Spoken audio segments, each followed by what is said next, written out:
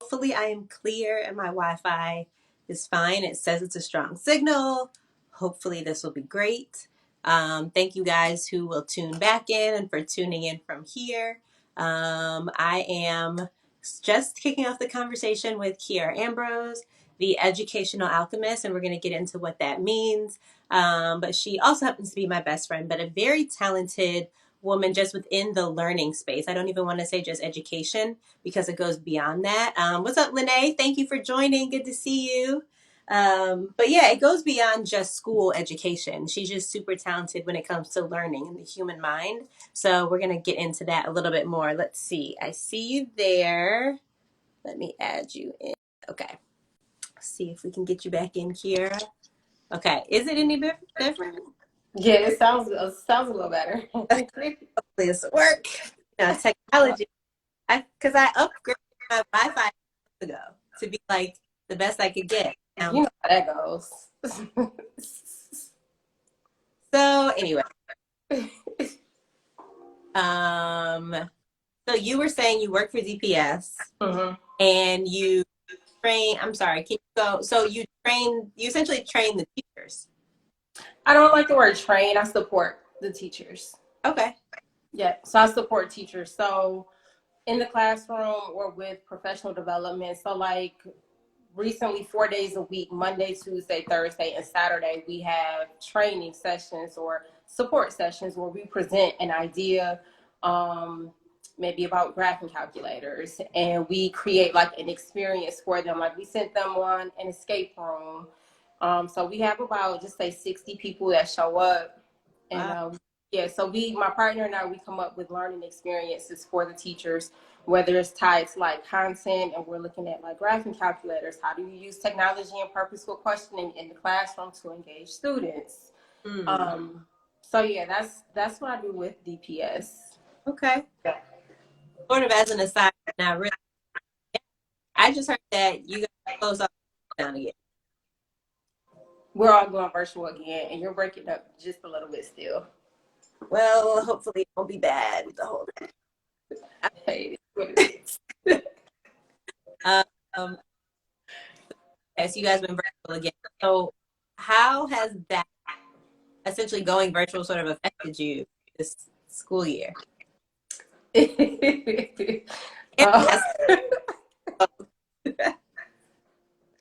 Man, that's such a loaded question because I feel like, okay, so just to give you a little context, right? Like this is only my second year in this role. Okay. So my first year in the role, I got to literally go into buildings and talk to teachers and sit and be in classrooms. And for me, that's how I work my magic.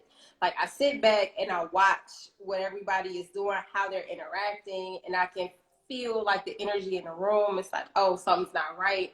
But that's part of like the magic for me, being in that space. Yeah. So I gotten good at it. I'm like, oh, I'm about to hit 3 schools today. Like I go in and it was good. Then we hit this wall. Me and my partner, I mean, we had teachers that were really engaged and learning. They wanted to come to our sessions. We started to pull students into our learning sessions with the teachers. So we had teachers and students sitting in the same room, and the students are like, that doesn't work for us. And the teachers were listening. And then COVID. And so once we went virtual, it was like a complete shift. It was like I had never taught in the virtual world. I don't know this technology, not like that, not enough to do a session. And I'm supposed to be supporting these teachers. And it's like, I don't know, y'all. Right.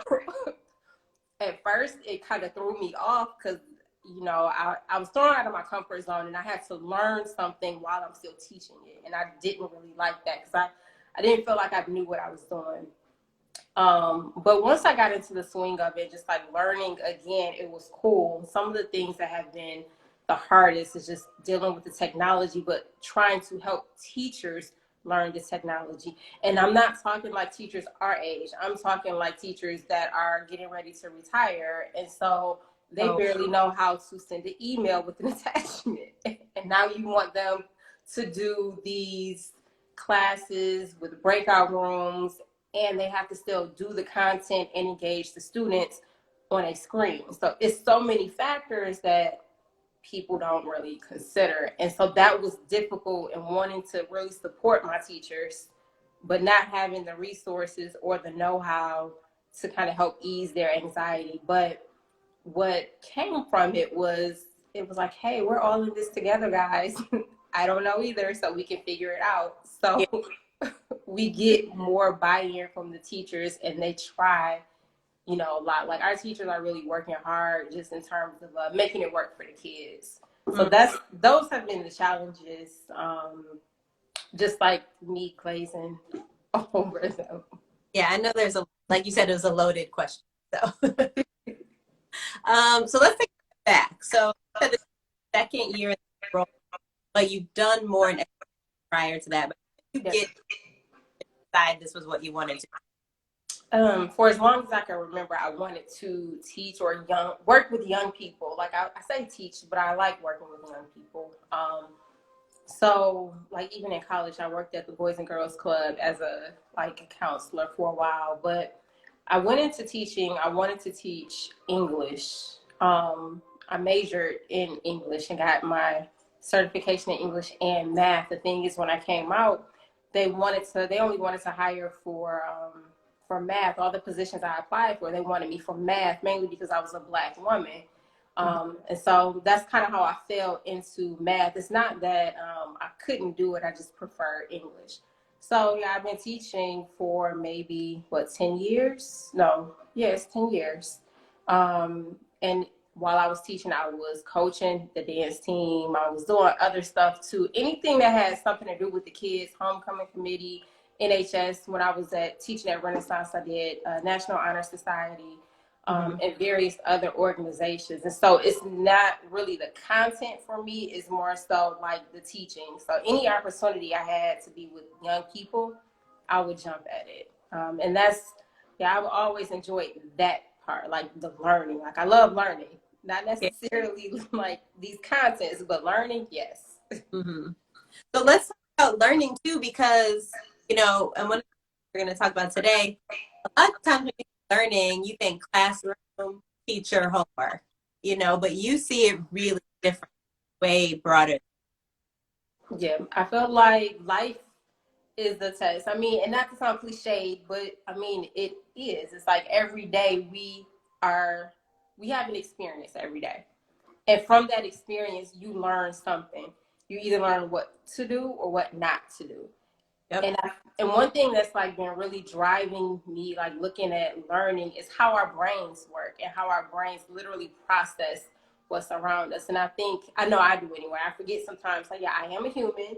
And as a human, or our species, like, this is how our brain operates. And it's like, oh, now I get why I'm acting the way that I'm acting. Like, that's a function of my brain. And so every experience, we're learning something. Our brain is processing what's happening in that moment, and we're creating like those neural pathways that solidify like actions and how we show up. And so I think learning happens everywhere, and you just take that and you transfer it to the different scenarios or situations that you enter into. Yeah. Yeah. That makes sense. So what about now? And we're all in this like uncomfortable, unneeded time. What can we do in terms of, or what even pattern learning in terms of shifting to try and find comfortability in what experience? So there was a book I was reading called Culturally Responsive Teaching and the Brain. So the author is Zaretta Hammond. She does a really great job of bringing in just like culture and our responsiveness in culture and the brain. And so I come back to this idea of relaxed alertness. I'm relaxed, but I'm alert. So when I'm alert, I'm able to take in and process information, but I'm not fearful, even if it's a perceived threat. So sometimes threats aren't real, they're perceived. But if I perceive it as a threat, I immediately go into fight or flight. In that mode, I can't process information. I'm just on autopilot. I'm just responding. Okay. In the classrooms and in learning experiences, if I'm not relaxed and alert, then I can't process what's going on around me. So to get to that relaxed state, we have to practice mindfulness. I need you to breathe. I need you to calm down, or not even calm down, but breathe and notice what's going on in your body. When you take that moment and you pause, then you start to really notice what's going on around you, and you're not in that fight or flight or that autopilot mode. Okay. So breathing exercise we did, it's something we can do at home. It's just like, I don't know what I'm doing. And just like stop and Yep, you could. And it's interesting. I was talking with a friend. We were talking about mindfulness. Mindfulness is anything that'll bring you back into the present moment for you. Like for me, driving. I love driving. I get up in the morning and I work from home, but I literally go out and I'll drive for 30 minutes because that brings me into my present moment. So mindfulness can be whatever brings you into your moment, like the present moment. Is there a song? Is there a poem? You yeah. know? So, Nice. What's up? Hey, joining. Thank you for joining. Excuse me. Feel free to drop in questions and comments. Yeah, so I'm glad you did touch on mindfulness. That's what I say. I think it's become a pretty popular term lately, but people don't really understand like what is it? How, all that. right. Yeah. I know I used to think mindfulness was just like, oh, it's just meditation. It's just this. But it's like, Right. no, like it's so much more than that. It's really being present in the moment. Like sometimes now I count the stairs as I'm walking up the stairs and I do that, oh, like I'm here. I'm stepping on 1, 2, 3, 4. So Yeah, that's another way to keep me present and aware. right. And then after that, you're better able to process everything else around you. So it's like after, yes, it's like after that, like, have you ever had a moment where you are like so nervous and so just like scared? Your heart is racing and then you stop and you like breathe and then you look around like, okay, it's really not that bad. It's Yeah. not what I thought. And that's kind of the same thing, yes. So when you pause and you really take notice of, okay, maybe it's not that bad, and start to kind of shift your perspective. All right, what is here that I can latch on to? I think that's kind of the key. Mm-hmm. That makes sense. Yeah. So, going back to our school education kind of, especially since a lot of schools are back to virtual, I know a lot of parents are, have found uncomfortable space as well. Yeah.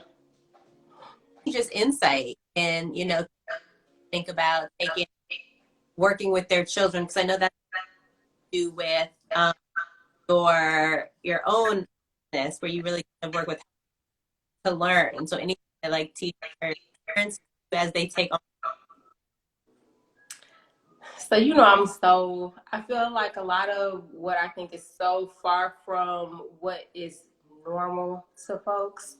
Um, I mean, in the society that we live in, I think a lot of times it wants us to go, go, go, but slowing down, like really just slowing down, and for like working with young people, they don't have to have so much screen time. And if they aren't going to have screen time, then what are you doing? Like, what do you want them to learn, for example? So, thinking of ways to still get them to learn, maybe, let's see.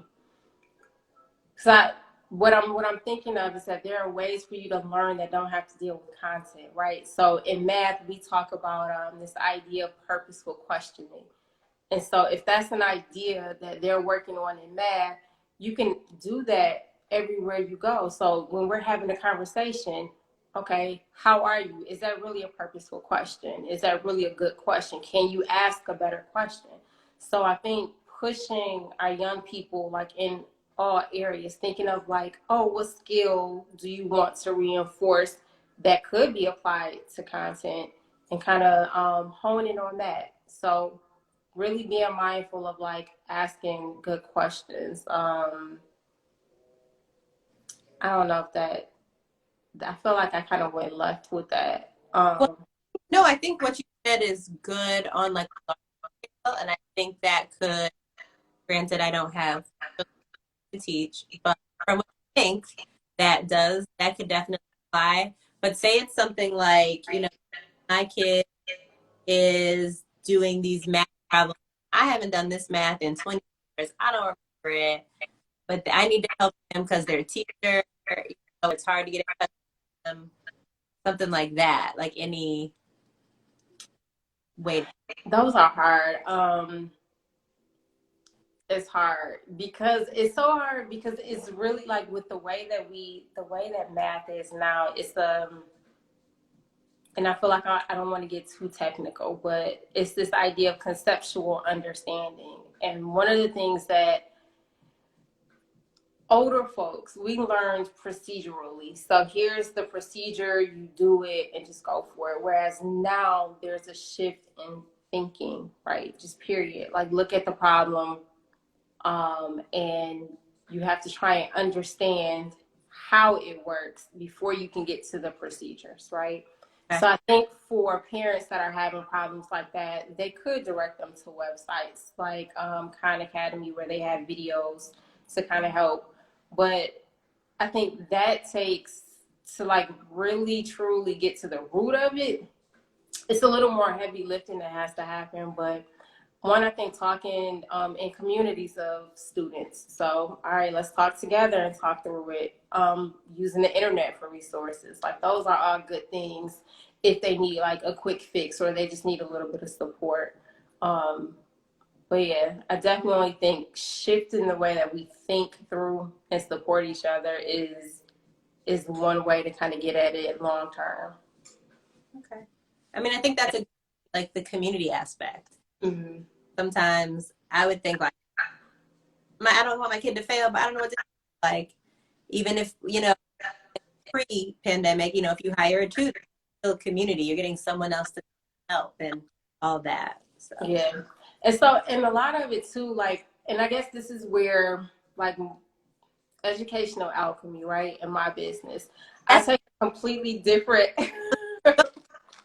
please carry on. I take a completely different approach to like learning. So It's like I literally said again. what is your approach? And then you are the educational alchemist. So Right. Okay. So it's like learning, you have to be thrown into the experience, right? Like I think there's a cycle that exists, right? I give you some sort of concrete experience, and then you do some observation or some reflection on it. And then after that, you make a hypothesis, and then we actively test it. That's just the learning cycle, period.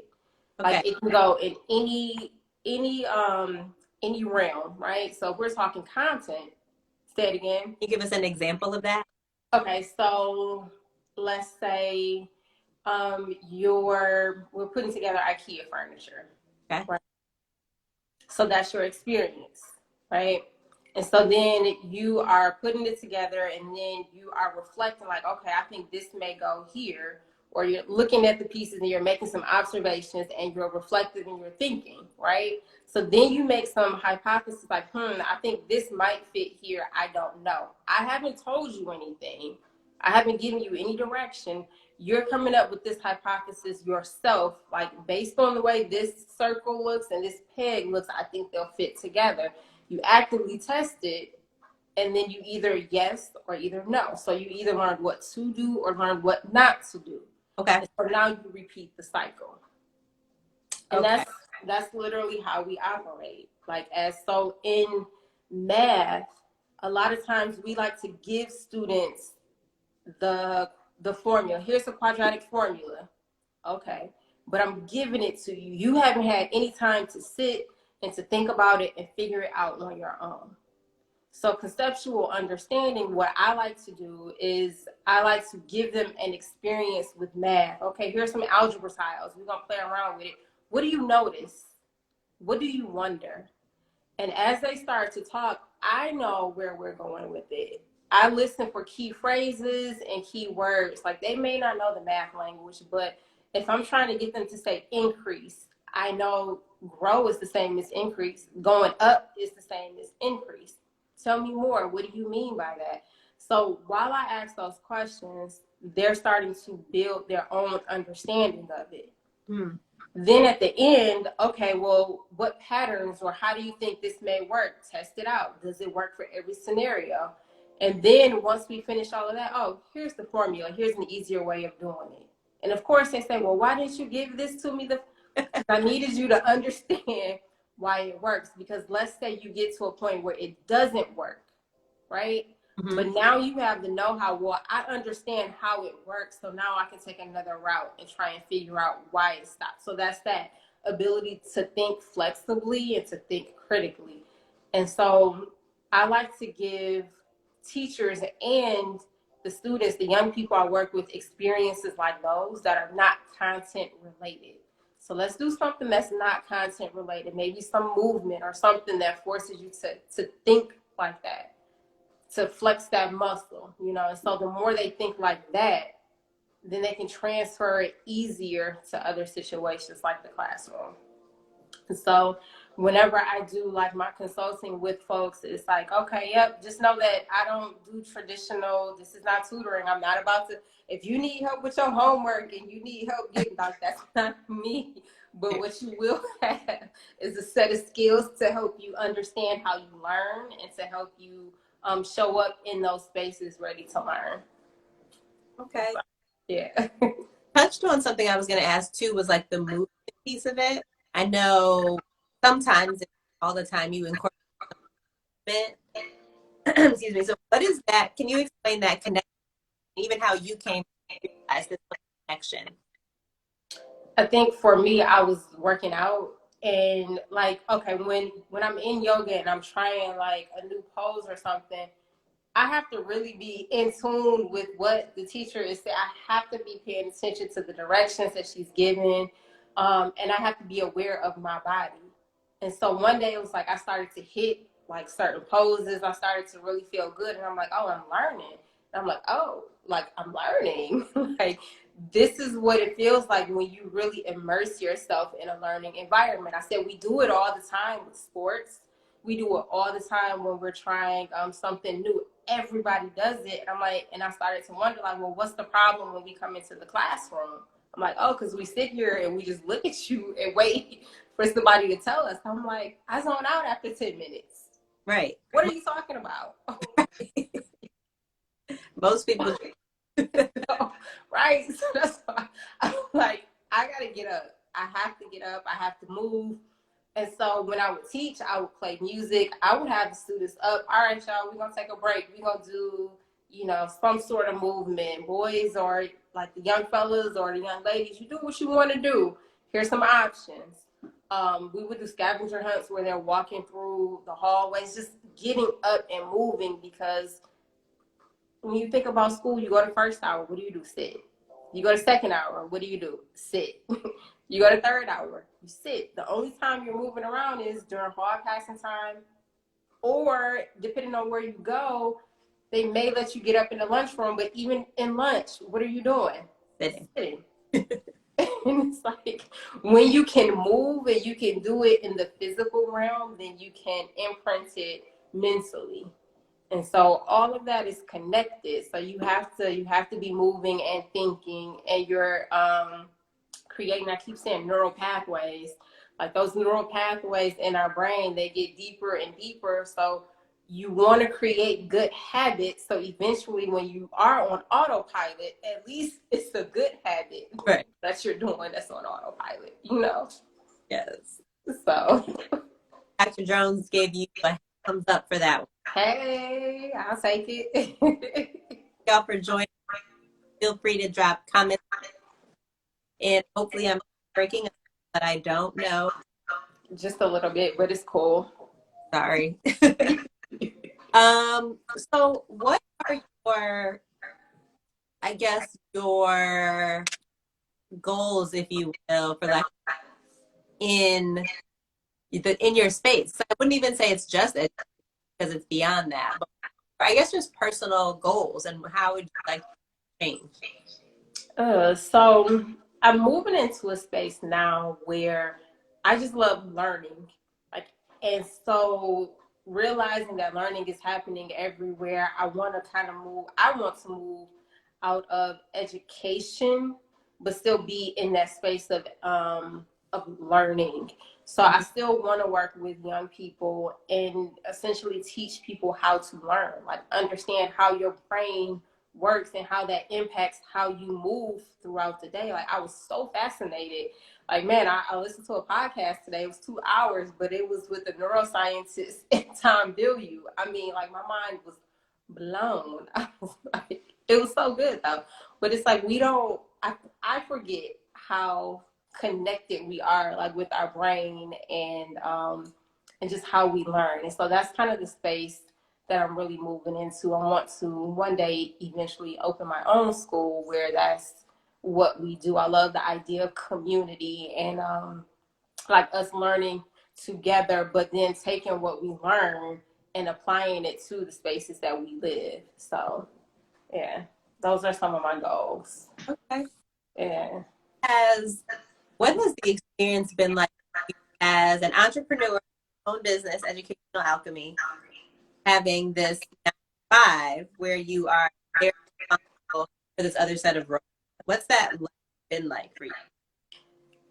It's been difficult because I feel like you ever feel like you literally unplug like I feel like I'm in the matrix sometimes. Like I'm at work and I'm plugged in and I'm like, here's the right answer. Like, and then I unplug and I'm like, all right, now what? And so for a while, I was so plugged into work that I started to kind of lose sight of who I was as just a person and as an educator and what being an educational alchemist really meant. And so that was a difficult transition just because now I'm working with adults versus young people. Working with young people, I had no filter and I was just unapologetically me all day, every day. But when I started working with adults, it was a different game. You know, it was a different ball game. And I had to figure out like adults don't learn the same way that young people learn. So what does that look like? And now I need to adjust. Mm-hmm. So I've learned some great things within DPS, but being like an entrepreneur and really stepping out on my own has been great too, because I've connected with some organizations like people in education who I do facilitation with them, and it's awesome because that's a space that literally takes the two things that I love and puts them together. I love learning and I love what I do at DPS, but I also want to do it the way I want to do it. And so people in education or PI is like phenomenal. Like they do, I got pulled into them like a few years ago when I went to one of their, it's not professional development. It's really you going in and understanding who you are as a practitioner, and it's like personal development. So it wasn't like PD where it's like, oh, you have to give us a survey and tell us how it went and these are the goals and we're going to keep pushing you through. Like, no, it's like take what you need from it. Like, we are here to help you really develop as people and think about what it means to humanize education. What does it mean to humanize these spaces that we go into? How do we bring that into our practice and make it real, recognizing that the people we work with are humans, but we're still working within this system. So I went through that probably about 3 times, like 3 years. Like, I mean, and it was great because you meet different people that are working in that same space with you and they have a similar purpose or a goal. So I love that I'm being connected to folks like that and organizations because it literally brings the two things that I love together. Nice. So what I don't think we actually got into it. What does the educational alchemy class mean to you? Like what? So it's hard to kind of explain. So I'm gonna just do a little brain dump. The educational alchemist is, for me, it's the person I am. I go into spaces and I help transform the spaces. I use what's there and who's there and transform the space so that it's a true education or space for learning. And it's like I do that through a variety of things. It's not just looking at the content and where the students are, but it's getting to know the people in those spaces, what they contribute and what they have already within them. And then it's about pulling that out so that now we create a whole network of folks where we're supporting each other and we're really trying to learn not just the content, but learning how to be better people. So yeah, that's nice. So do you feel like you're working in your some days yes. Some days yes, I absolutely do, because I mean I can listen to podcasts, I can read books, and then come up, like when I do that and I come up with the trainings, and then I have, or the learning experiences, and then I talk to people, you know, and I can actually facilitate. I mean, it's magical. Like, it feels great, you know, even on those days where, like, dang, I bombed it, but I'm like, I tried. I put forth a really good effort. It may not have come out like I wanted, but I'm cool with that. Here's what I need to fix. Yep. So yeah, I would say so. That's good. Yeah. What are some of the biggest lessons you've learned? I was going to say specific entrepreneurial, but I guess the biggest lessons that you.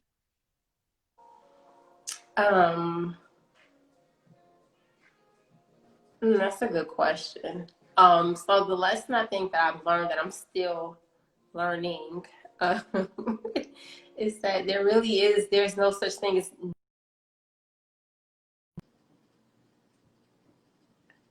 individuals, right? And it's spinning on me. You froze. I hope I'm still here. Am I still here, y'all? Give it a second. Can y'all see me?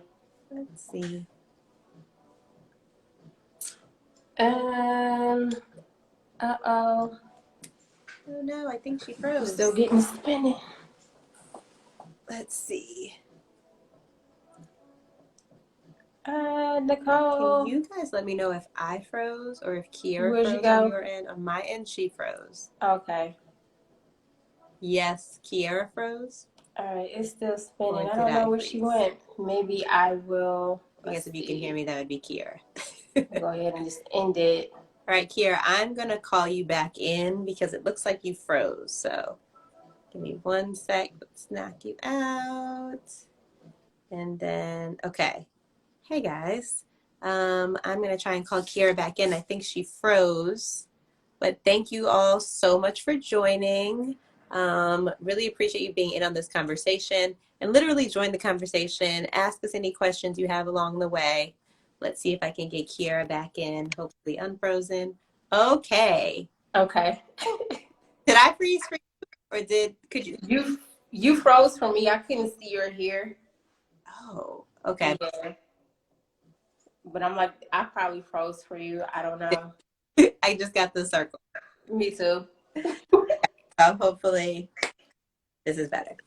You were saying our lesson. We can hear and see both. Oh, cool. Great. So you were saying some of your biggest. It's just to be yourself. One, to be yourself and to slow down. Like, it's okay. I think the biggest thing that for me is I've started to pay attention to nature, and I pay attention to how nature is, and I kind of take my cues. Like, I really just stop and pause, because we move so fast, we miss a lot. Yep. And I'm realizing that it's not about getting it done. Like, it's quality over quantity. And so really just slowing down and being okay with slowing down and being aware. That's probably the biggest thing, because I tell you, at work, there are some days where I go like, there have been times where I didn't stop for probably a whole week. And I had to really pull back, and I'm like, oh, like, where am I? Like, what's going on? So, yeah. Okay. I like what you said about being, because I do feel like you do that. Like, so you said when I was commenting earlier, you were saying, if you're going to be on, I love your look. I don't necessarily think as a teacher or even as a teacher support. So I think that's awesome. How have you, I guess, gotten to the place where you're like, no, this is it? And initially, what reaction it? Because you have always been yourself, but it's not necessarily what people expect. Yeah. With the students, it was easy. Like, I can take the heat from the students. Like, they come right out. Like, they don't. I can take it. Like, you look like you play bongos and listen to ringtones. Like, all right, like that. That was the first day. Like, I had like my bangles and a little long skirt, and that was kind of the response I got from the students. But in the other spaces, sometimes it can be more difficult. But I also realize if I'm not myself, I show up as a representative, and they never get the real me. And it's like the real me, like no matter what I may look like or sound like to you, when you feel me, oh, you're gonna want some more. And so I can show up as myself and be confident in the work that I put out. Nice. Okay. Yeah. Do you think more will adopt it is offered for all employees? I think as like now that we're going into COVID and more folks are calling for it, I absolutely do think that they are going to start using it more and start to see a difference just in how they show up and how like the folks around them show up. So absolutely. Yeah. Nice. Are there like in addition to the breathing exercise, any other exercises regarding that people should kind of keep in their pocket? I think the breathing one is really nice. There are a couple different breathing ones that I do. One that I like is, I think it's called a 16-second breath, where you inhale for 4, you hold for 4 at the top of the breath, and then you exhale for 4, and then you hold for 4 at the bottom of the breath. Um, and so I like those are quick things that you can do in the moment, or even like putting your left hand over your stomach and then your right hand over your heart, and then inhaling and exhaling so you feel your stomach inflating and deflating as you're breathing. And just like another one may be sitting in the chair, but putting both your feet flat on the chair. I mean, not on the chair, but on the floor, spreading your feet and then sitting up tall. So those types of things also help. Yeah. Another thing I do while I'm driving is I'll say, okay, what do I see? Name 5 things that I see? What are 2 things that I hear? What's something that I smell? So just bringing awareness to your senses is another way that you can practice mindfulness. Okay. All right. Well, we're slowly winding down time. But what are some I guess you touched on what are some of your goals, either short term, you talked a little long. Okay. So short term, I really want to start working with a few more young people and teachers just to really develop and hound my fine tune my program. So the cool thing is I have a couple projects within DPS that allow me to put my little spin on it. So short term, I'm really hoping that those go off well and give me some ideas for working within the community. And then long term, like I said, one is I would love to start a school. And that's definitely further down the line. But starting a school and bringing in folks that like agriculture or movement, the performing arts, all of those different folks in the community, but making it not just a school, but like a community where we're all learning this, flowing in and out. So definitely something that's not traditional, but those are some of my short and long-term goals. Okay. And I know you mentioned if you were things like that, touch with you. And 2, what though should they be looking for when they reach out to you? Because you said you're not like a tutor. You're not just like the average tutor. All right. What was the first thing you asked? Because I didn't catch that. How can they get in touch with you? Okay, so if they want to get in touch with me, Instagram, or you can email me. My email is grow@educationalalchemy.com. Um, grow@educationalalchemy.com. And when they reach out, the process is really okay. I do a consultation to see what are your thoughts on education, just kind of where you are in terms of your mindset, and then what are you willing to do. And then I also, what else do I do? I really talk to you to see where you are just in the education and what you think about learning. I don't tutor, meaning we won't sit and go through specific concepts. One of the things I did with the student, we developed a plan specifically for her that involved like her parents, and it involved her. So it's a community thing. I'm expecting the parents to do something. I'm expecting you all to reflect. If I give you some things to read, I want you to read and be able to come back to me and let's talk about it. And the same thing for the young person that I'm working with. So it's a joint effort on everyone's part. I even have some of the young folks I work with, like their numbers, may text them. We may build a relationship, and then I introduce them to other young people. So it's really just opening them up to understand what it means to learn, and them learning together as a family. So eventually they don't need me, and that's something that they can do on their own. Okay. Yeah. Nice. Well, very much for that. Before we go, I was going to ask if we close with another breathing exercise. So if anyone didn't join us, you can join us. But before we do that, I just want to thank you. Thank you for your time and for chatting with us, sharing more about mindfulness. Thank you for being in. Yeah. I'm glad you invited me. So Of course. thank you for letting me talk and just talk and talk, because I feel like I did just a whole lot of brain dumping, but I appreciate it. Amazing things, and I'm not because you're not. You do really amazing things, and I for you to share it for other people to see and understand, like your work and your approach, because it's very different, so effective. I appreciate that. I do. Mm-hmm. Love you. I love you too. So what we'll do is we'll go ahead and close out. Okay, everybody join if you're watching. Yep. So if you're watching, go ahead and join in. So go ahead and get comfortable. And if you can put your feet flat on the ground, go ahead and put your feet flat on the ground. You close your eyes. Just settle in.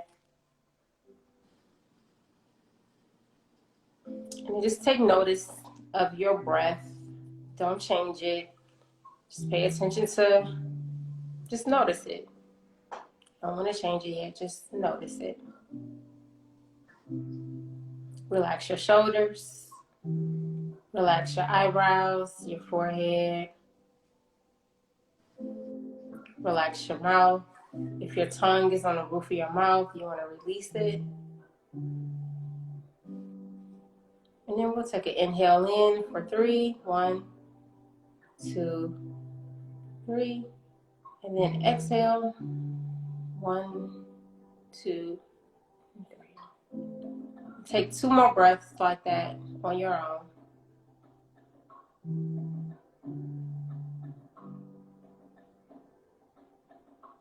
Inhaling and inflating the stomach. And then exhaling, pushing the air out.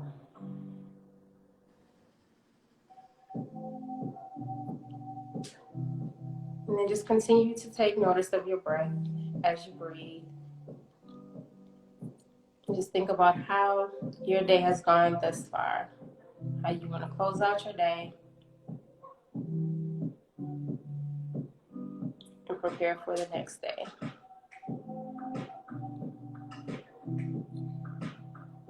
Just give yourself gratitude for showing up as you are and being in the moment and being present.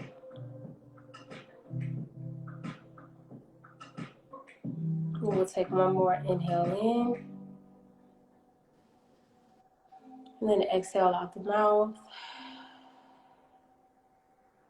One more inhale in And then exhale out the mouth. And then slowly bring awareness back to your fingers, your eyes. You can wiggle your fingers, rotate your ankles, not your ankles, but your wrists. And then just come back to center. And that's it. Thank you. Thank you. Grounded. So, well, thank you again for the time, Kiarra. I appreciate you. Of course, of course. Thank you, everyone, for tuning in to another episode of In Conversation. In the conversation. And I just pray you guys have a great rest of your week and Yeah, weekend. I know that's right. All right. I'll see you later. All right, bye. Bye.